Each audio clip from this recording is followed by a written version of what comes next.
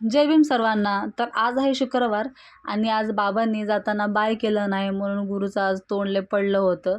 तर त्यासाठी त्याशी थोड्या वेळ मी इथं बोलत बसले होते आणि त्याच्यानंतर आम्ही इथं शाळेची तयारी केली आणि त्याला मी शाळेत सोडवलं आणि घरी आल्यावर पहिले घरातली सगळी कामं करून घेतली, कारण आल्यावर परत काय करायला पोरामुळे जमत नाही.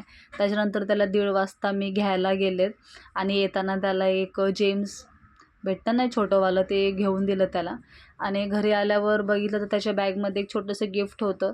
तर त्याला ते खोलून बघितलं तर त्यात पट्टी पेन्सिल होती आणि इथं रात्रीचा उरलेला भात तो तेल चटणीमध्ये परतवला आणि आम्ही खाऊन आराम केला. त्याच्यानंतर संध्याकाळी मी इथं चहा बनवला आणि त्याच्यासाठी इथं दूधसुद्धा बाजूला काढून ठेवलं होतं. चहा ओतलाच आणि तेवढ्यात पोरगं उठलं. दरवेळचं हेच त्याचं असतं.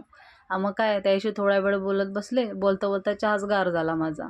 त्याच्यानंतर त्याला पण थोडंसं खायला दिलं आणि संध्याकाळी मग आता जेवायला काय बनवायचं म्हणून ठरवलं की पालक पनीरची भाजी बनवायची. त्याच्यानंतर त्यानं येताना सांगितलं की पनीर घेऊन या. तर इथं मस्तपैकी मी पनीरची भाजी बनवली. खरंच खूप चांगली भाजी झाली होती आणि अशा पद्धतीने माझा आजचा दिवस असा गेला. पुन्हा भेटूया नेक्स्ट ब्लॉगमध्ये. बाय.